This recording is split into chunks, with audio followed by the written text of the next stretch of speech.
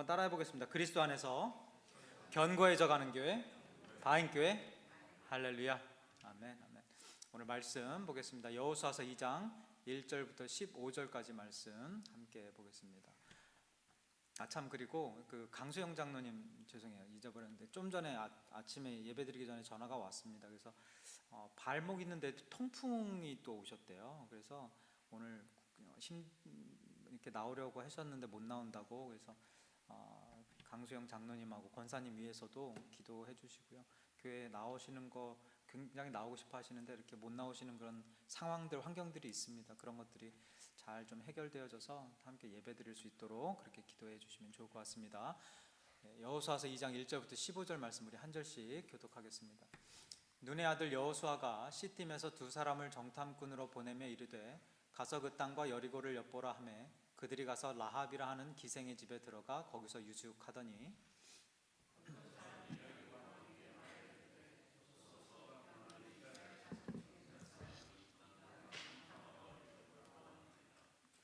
여리고 왕이 라합에게 한 사람을 보내어 이르되 내게로 와서 내 집에 들어간 그 사람들을 끌어내라. 그들은 이 온 땅을 정탐하러 왔느니라.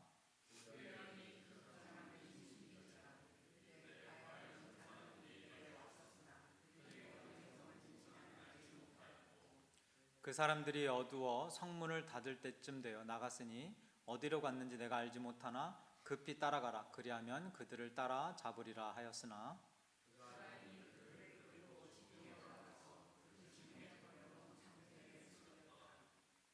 그 사람들은 요단 나루터까지 그들을 쫓아갔고 그들을 뒤쫓는 자들이 나가자 곧 성문을 닫았더라.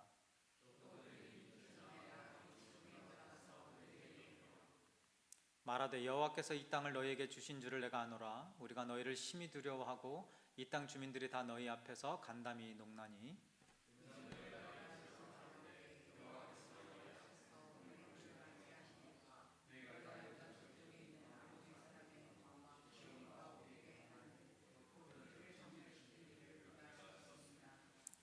우리가 듣자 곧 마음이 녹았고 너희로 말미암아 사람이 정신을 잃었나니 너희 하나님 여호와는 위로는 하늘에서도 아래로는 땅에서도 하나님이시니라.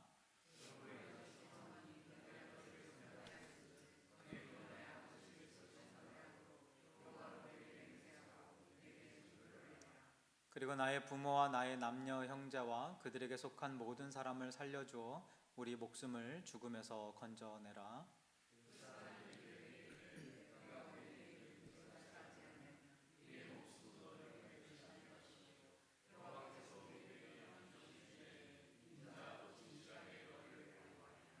함께 봉독하겠습니다. 라합이 그들을 창문에서 줄로 달아내리니 그의 집이 성벽 위에 있으므로 그가 성벽 위에 거주하였습니다. 아멘. 하나님, 오늘 또 주신 말씀 묵상한 대로 아니 그 이상으로 서로 은혜 나눌 수 있도록 성령님 이 부족한 종을 인도하여 주시고 우리 입술을 주관하여 주옵소서. 예수님의 이름으로 기도드립니다. 아멘. 아멘. 오늘은 여호수아서 강의 네 번째 시간으로요, 정탐꾼과 라합에 대한 세 가지 질문이라는 제목으로 함께 말씀을 나누어 보도록 하겠습니다.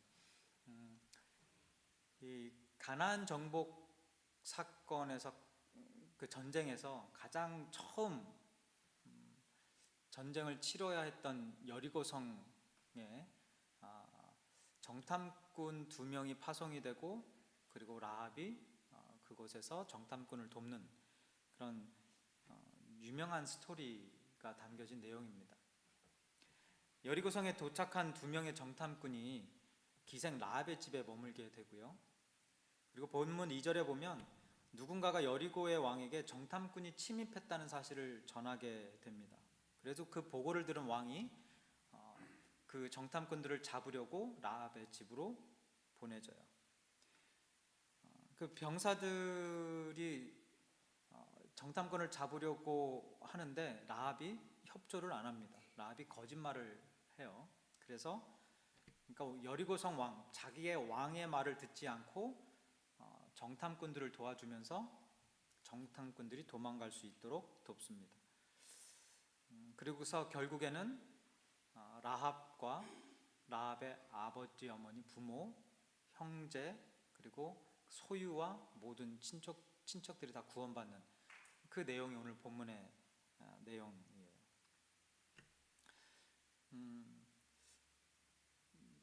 오늘 제가 이 말씀을 준비하면서 저에게 들었던 질문이 세 가지가 있어요. 그 질문을 놓고 말씀을 묵상하면서 준비를 했는데요. 오늘 그 세 가지 질문에 대한 그 답을 함께 찾아보면서 은혜 나누기를 소망합니다. 제가 오늘 본문 말씀을 준비하면서 가장 먼저 들었던 질문은 이거였어요. 하나님께서 분명히 가나안 땅을 주시기로 약속하셨잖아요. 그러니까 하나님께서 분명히 가나안 땅을 주시기로 기업의 약속, 승리의 약속, 동행의 약속, 그 기억나시죠? 그 세 가지 약속을 주셨어요. 그 약속을 받았음에도 불구하고 뭐하러 정탐꾼을 보냈나라는 질문이 들었어요. 아니 여호수아가 하나님께로부터 약속을 받았으면, 승리의 약속 받았으면 굳이 정탐꾼을 보낼 이유가 없을 텐데라는 거죠. 여호수아가 믿음이 부족해서 확인차 보냈나? 아니 그냥 이렇게 하나님이 약속하셨으면 그냥 약속 믿고 뭐 할 게 뭐 있어요? 그냥 쳐들어가면 되잖아요. 하나님이 다 약속하시고 승리하실 거를 알고 있다면, 그런 믿음이라면 그냥 들어가면 돼요. 근데 정탐꾼은 뭐하러 굳이 보냈을까? 어차피 그리고 여리고성 쳐들어가지도 않을 거였잖아요. 그죠? 전쟁하지도 않을 건데 정탐꾼을 보낸 이유가 무엇일까라는 질문을 던질 수밖에 없었습니다. 여러분 어떻게 생각하십니까? 이런 질문 던져보셨어요? 왜 보냈을까? 그러니까 하나님의 약속이 있었음에도 불구하고 여호수아가 정탐꾼을 보낸 이유가 무엇이고, 또 이 내용을 통해서 저와 여러분들이 배워야 될 점, 깨달아야 될 점은 무엇인가, 이걸 놓고 이제 좀 묵상을 하게 되었는데요.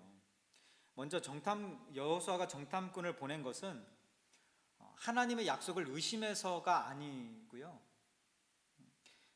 그러니까 하나님의 약속이 성취되는 과정 속에서 우리들에게 요구되어진, 우리에게 필요했던, 여호수아에게 요구되어졌던 준비였고 순종이었다라는 거예요.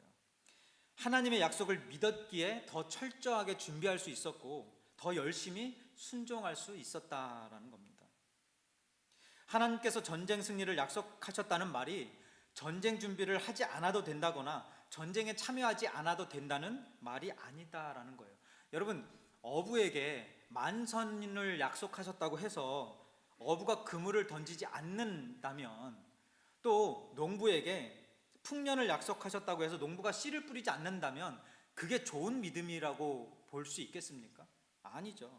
그런 행동들은 좋은 믿음이 아니라요, 무모한 믿음이에요. 잘못된 믿음이라는 겁니다. 뭐 맹신 또는 광신, 이렇게 표현도 되겠죠. 믿음 없이 사역하는 것도 문제지만요, 제가 이거 묵상하면서 그런 생각이 들었어요. 믿음 없이 사역하는 것도 문제예요. 대책이 없어요.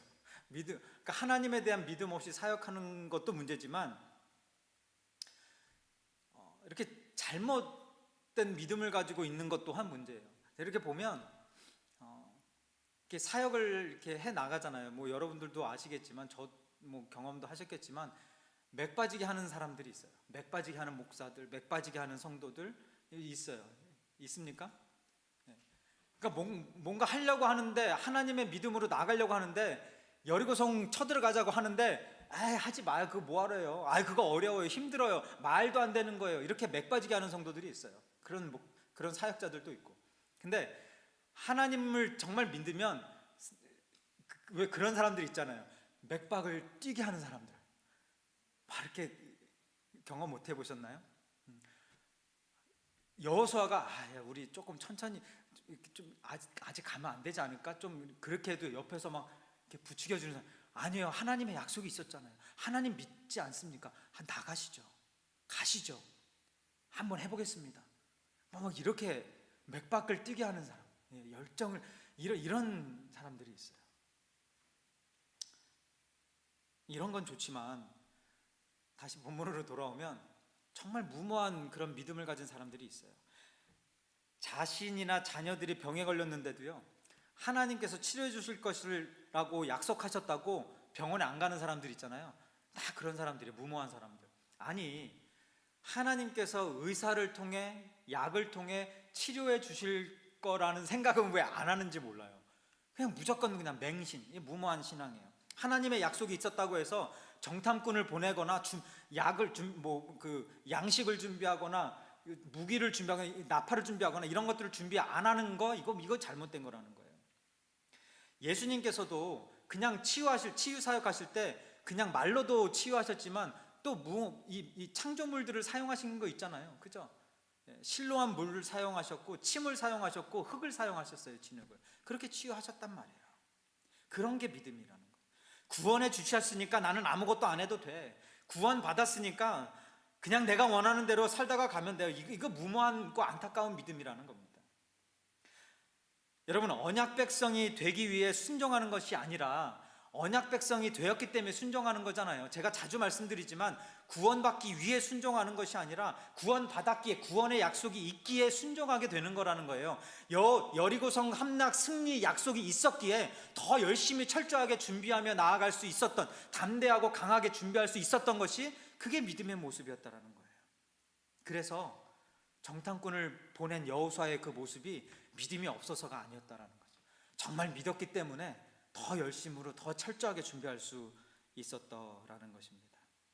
여러분, 저와 여러분이 구원의 약속을 받았다고 해서 우리가 해야 할 일들이 없어진 것이 아니다라는 이야기예요. 이 구원의 여정 가운데 각자가 해야 할 일들이 있는 거예요. 맞습니까? 양식 준비하는 팀이 있고, 무기 준비하는 팀이 있고, 또 목숨 걸고 정탐꾼처럼 이렇게 적지로 들어가야 되는 그런 팀들이 있고, 또 나팔 준비하는 팀들이 있고, 또 함성 지르는 팀들이 있고, 이런 모든 팀들이 다 하나가 되어져 나가는 거예요. 누구를 믿으면? 하나님을 믿으면. 다시 말해서 하나님의 구원의 약속이 성취되는 과정 속에 모든 사역들을 위한 준비와 순종이 저와 여러분들에게 항상 그리고 평생 요구되어진다라는 것입니다.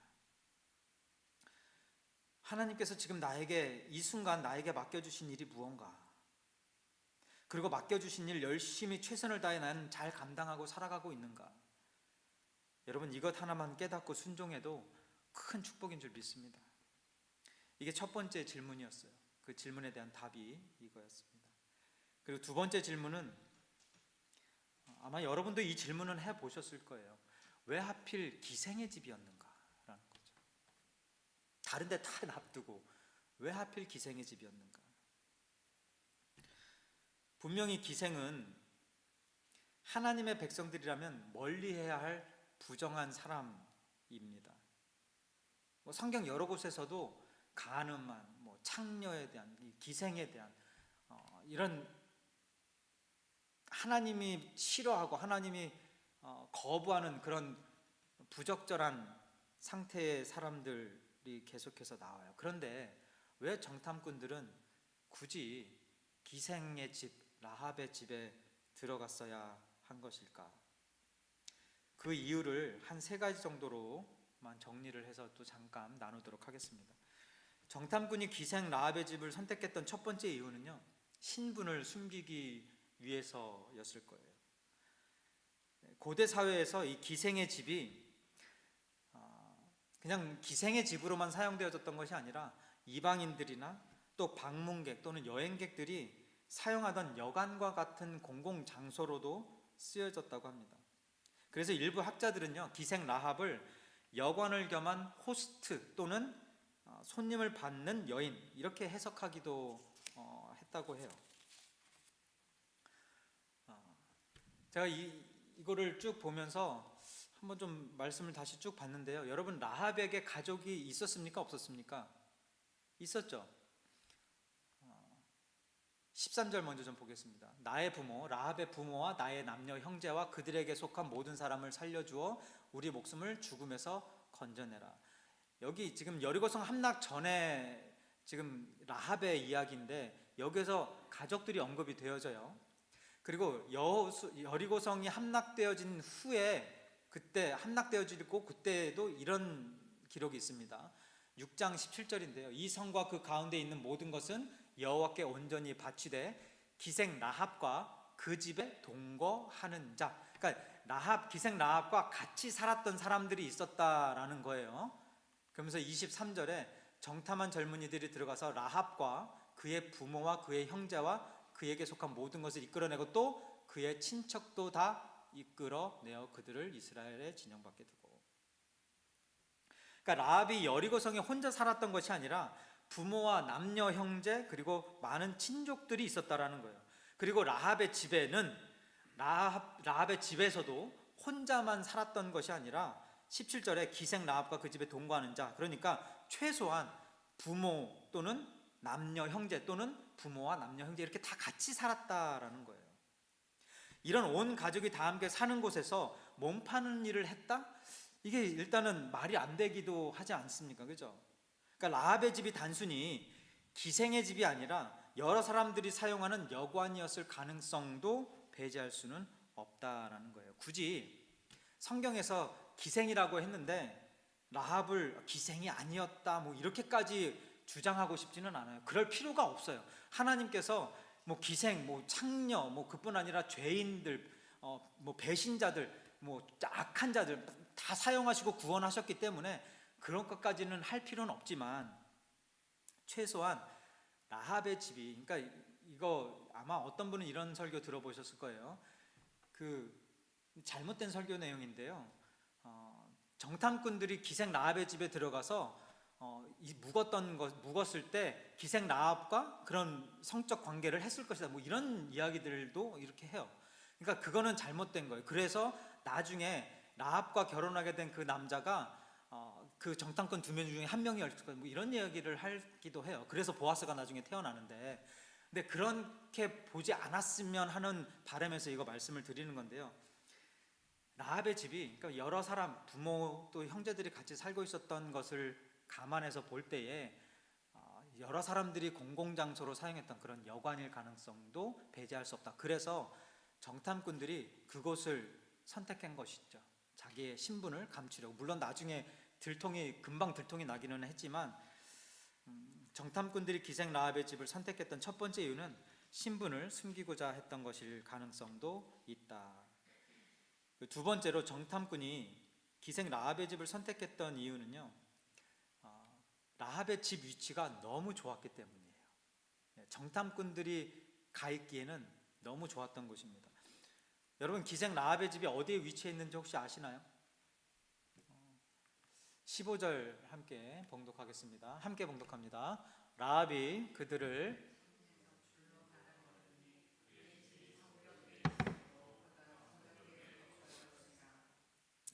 어디 있었다고요? 성벽 위.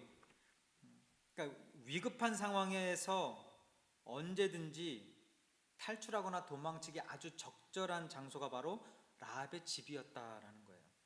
그냥 볼 때는 성벽 위에 있는 집이니까 뭐 경치도 좋고 뭐 들락달락하기도 편하고 뭐 right by the freeway 뭐 막 이런 느낌이잖아요. 막 그렇게 느껴지는데 사실은 그 당시에 보면요, 이 성벽 근처나 성벽 위에 있는 집들은 이 흙으로 만들어져, 흙돌 같은 걸로 만들어지고 아주 협소하고 그리고 작은 그런 초라한 곳이었다라고 합니다.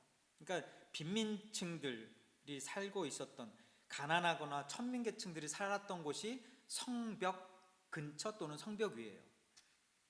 전쟁이 일어나면 가장 위험한 곳이 어디입니까? 밖에서 사람들이 들어오면 이 성벽 근처가 가장 위험하죠. 그래서 왕이나 이 부자들, 귀족들은 성벽 쪽이 아닌 가장 안전한 성 중앙에 살고 있었고, 그 위에 가난하고 힘없는 사람들이 밀려서 성벽 쪽에서 살고 있었다라는 거예요. 이렇게 초라하고 보잘것 없었던 집이었는데 정탐꾼들에게는 너무나 좋은 곳이었다라는 거예요. 은신처로. 그래서 이곳을 선택했다라는 겁니다. 초라하고 보잘것없고 위험하기까지 한 곳이라 할지라도 하나님께 이렇게 쓰임받을 수 있구나라는 거. 그러니까 보니까요, 중요한 게 건물의 상태가 아니라 그 건물 주인의 그 집 주인의 영적 상태가 더 중요하더라는 거죠.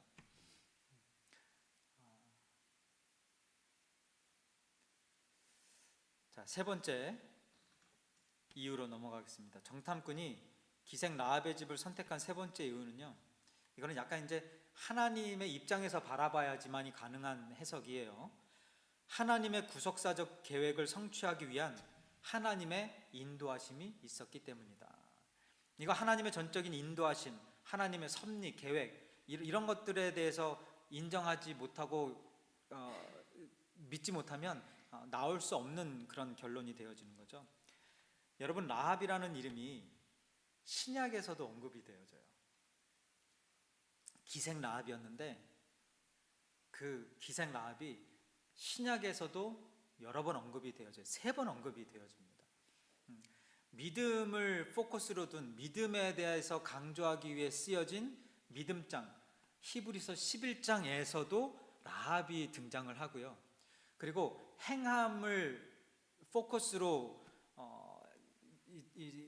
그 행함을 좀 집중해서 말씀하기, 가르치기 위해 쓰여진 야고보서 2장 행함장에서도 라합이 등장해요. 믿음장에서도 등장하고 행함장에서도 등장을 해요. 그리고 세 번째로 어디서 등장하는지 아십니까? 마태복음 1장에 예수님의 족보에 그 여인이 들어 있어요. 한번 좀 잠깐 보겠습니다. 아브라함과 다윗의 자손 예수 그리스도의 계보라. 아브라함이 이삭을 낳고 이삭은 야곱을 낳고 야곱은 유다와 그의 형제들을 낳고 유다는 다말에게서 베레스와 세라를 낳고 베레스는 헤브론을 낳고 헤스론은 람을 낳고 람은 아비나답을 낳고 아비나답은 나손을 낳고 나손은 살몬을 낳고, 살몬 다음에요. 살몬은 라합에게서 누구를 낳아요? 보아스를 낳고 보아스는 룻에게서 오벳을 낳고 오벳은 이새를 낳고 이새는 다윗을 낳았으니 다윗은 우리아의 아내에게서 솔로몬을 낳고 나중에 쭉 가서 예수님에게까지 가는 족보예요. 그러니까 라합이 보아스의 어머니이고요, 다윗 왕의 고조 할머니로 예수님의 족보에 오른 것입니다. 보니까 증조 할머니, 고조 할머니, 현조, 그 위가 열조, 태조, 원조, 비조, 그리고 겁조, 이렇게 10대까지 이게 있더라고요. 찾아보니까.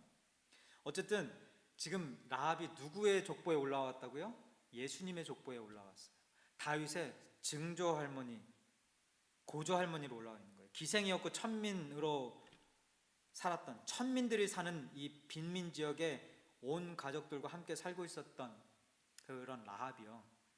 그러니까 세상으로부터 외면당하고 무시당하고 천대받았던 라합이었지만 하나님께서는 그녀를 통로로 사용하셔서, 그리고 그녀를 통해서 보아스를 낳게 하셨고 이새와 다윗, 솔로몬, 그리고 결국에는 예수님까지 이 땅에 태어나시게 하는 이 구원의 통로로 라합을 사용하시면서 하나님의 구속사적 계획을 성취하셨습니다. 그것을 하시기 위해 정탐꾼들을 라합의 집으로 인도하신 것이 결국에는 하나님이셨다라는 거예요.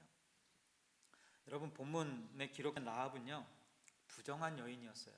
기생이었습니다. 그리고 왕의 명령을 거역하고 왕을 기만했던 여인이었고요.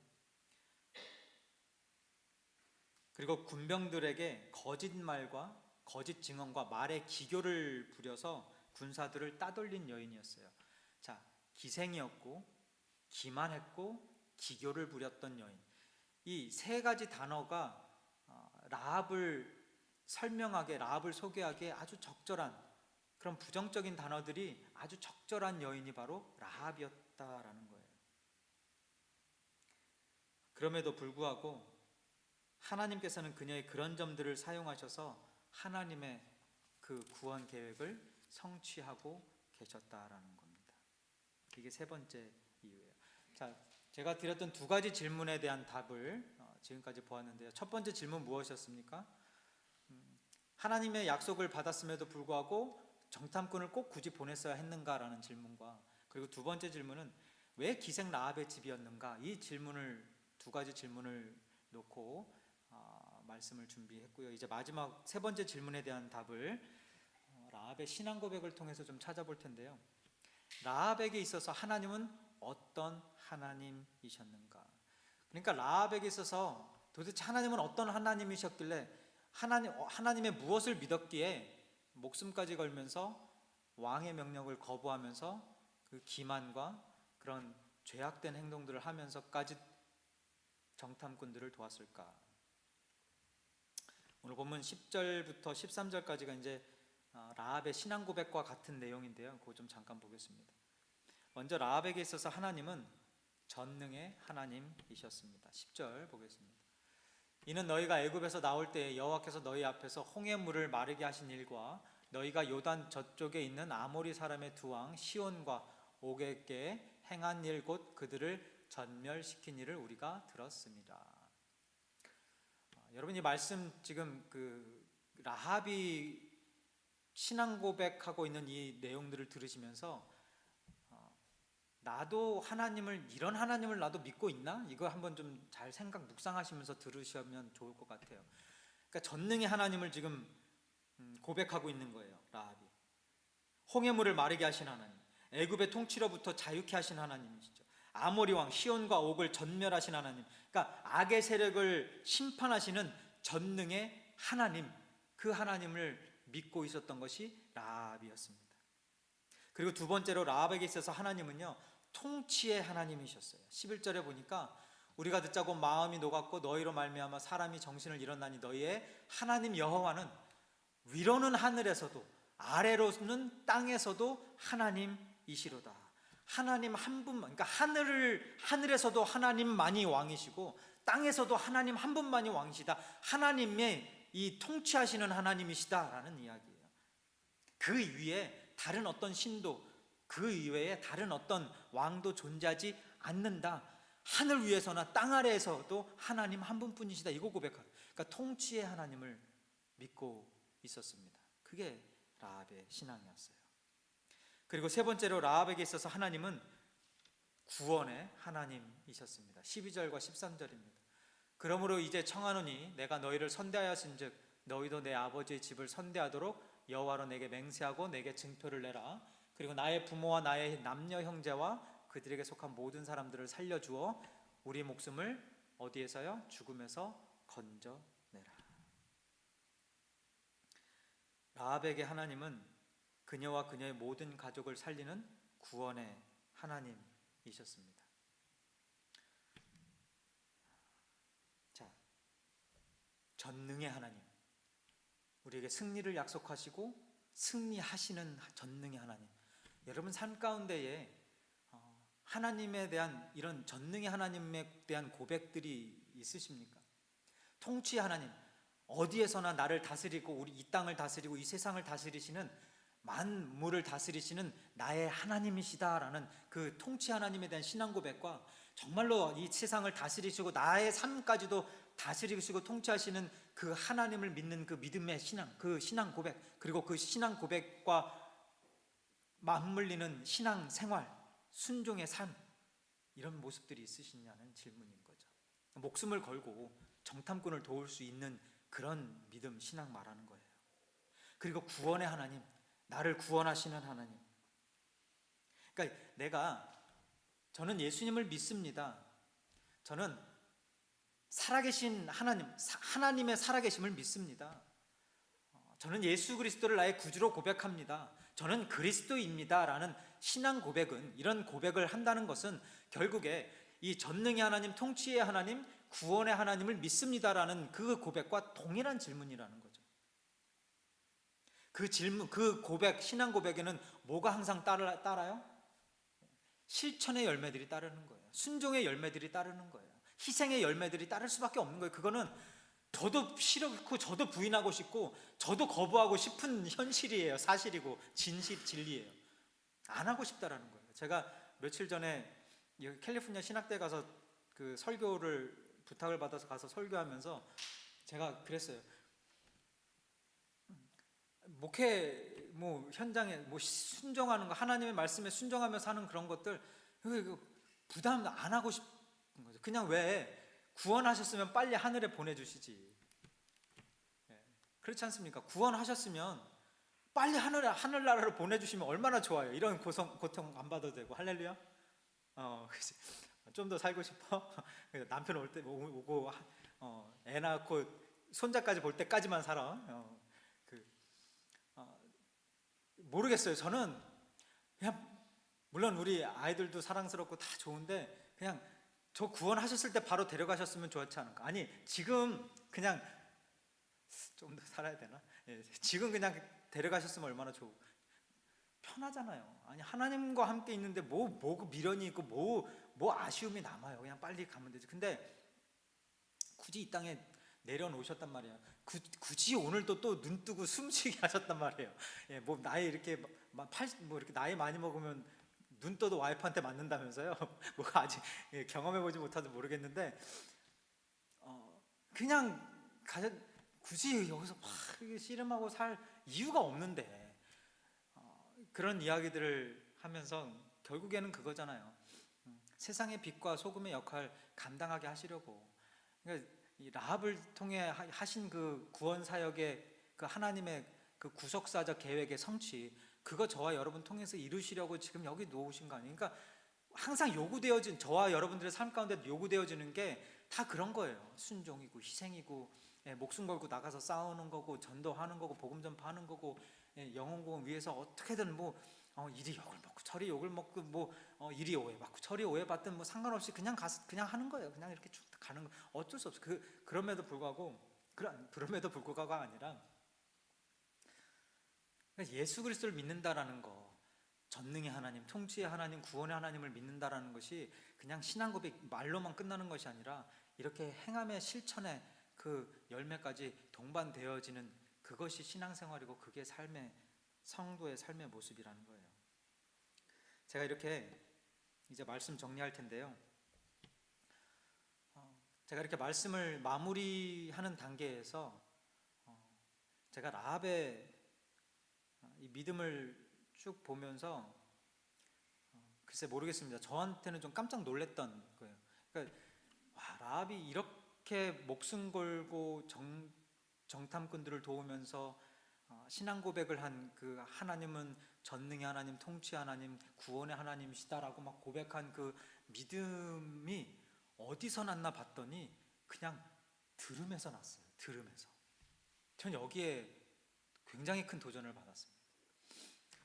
자, 9절과 10절인데요. 9절에서 말하되 여호와께서 이 땅을 너에게 주신 줄을 내가 아노라. 그러니까 믿는다, 확신한다, 신뢰한다라는 거예요. 근데 이 아노라, 신뢰한다, 믿는다, 이게 어디서 나왔냐면 10절에 쭉 내려와서 이는 너희가 애굽에서 나올 때에 여호와께서 너희 앞에서 홍해물을 마르게 하신 일과 너희가 요단 저쪽에 있는 아모리 사람의 두 왕 시온과 오게게 행한 일, 곧 그들을 전멸시킨 일을 뭐라고요? 우리가 들었습니다. 그냥 들었는데 이런 믿음이 나와요. 그냥 들은 것밖에 없는데 그냥 이런 믿음이 나와요. 아야, 여호수아가 싸움을 잘했구나. 여호수아와 이스라엘 백성들이 정말 대단한 전쟁꾼들이구나, 싸움꾼들이구나. 이렇게 끝나버려도 될 법한 일이에요. 근데 이 전쟁의 승리를 하나님과 연결시켜버린 거예요. 전쟁에 능하신 하나님, 전지하는 능력의 전능의 하나님, 통치하시는 하나님, 구원의 하나님, 이렇게 하나님과 연결시켜버리는 거예요. 야, 이게 이런 믿음이 어디서 나왔다고요? 들은 거예요. 들은 거예요. 로마서 10장에 이런 말씀 있죠. 믿음은 들음에서 나며 들음은 그리스도의 말씀으로 말미암느니라. 그리고 요한복음 20장 29절에 도마에게 한 내용이죠. 보지 못하고 믿는 자들은 복되도다. 야, 바로 그냥 라합의 이 믿음이 여기에서 그냥 이렇게 연결되어지면서, 여러분, 저와 여러분들이 라합과 동일하지 않습니까? 저희가 뭐 본 거 있나요? 저희가 예수님 직접 눈으로 봤나요? 아니잖아요. 그럼에도 불구하고 저와 여러분들이 예수 그리스도를 나의 구주로 믿고 고백하고 전능의 하나님, 통치 하나님, 그리고 구원의 하나님, 생명의 하나님, 영혼의 하나님, 천국의 하나님, 이 하나님을 믿는 이 신앙 고백이 들음에서 나왔다는 거예요. 들음에서. 이해가 되십니까? 여러분들이 만나는 사람들에게 들려지는 듣게 선포되어지는 그 복음의 메시지 하나가 라합과 같은 사람을 만들 수 있다는 거예요. 저와 여러분과 같은 열매를 맺을 수 있다는 거예요. 그 복음의 한마디가 하나님은 승리의 하나님이시다. 구원의 하나님이시다.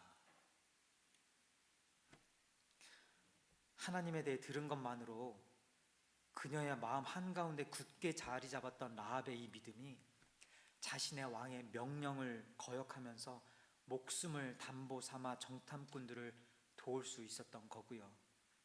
그래서 그 한 번의 용기가, 딱 한 번의 그 용기가 정탐꾼들을 살렸고 그녀를 살렸고 그녀의 가족들을 살렸고 결국에는 예수님의 거룩한 족보에 당당히 그 이름이 새겨질 수 있었던 것입니다.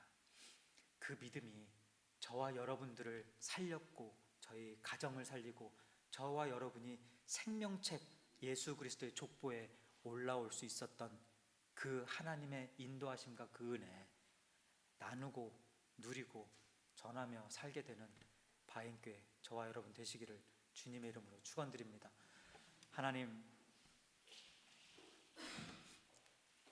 하나님께서 허락하신 믿음이 있었기에 보지 못하고 알지 못하고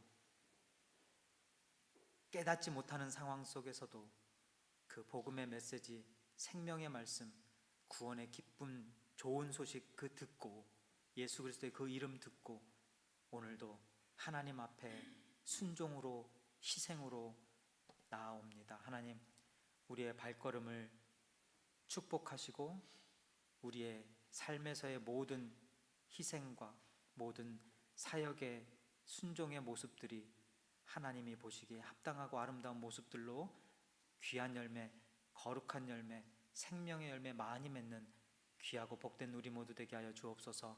감사드리며 예수님의 이름으로 기도드립니다. 아멘. 다 같이 일어나셔서 함께 찬양하고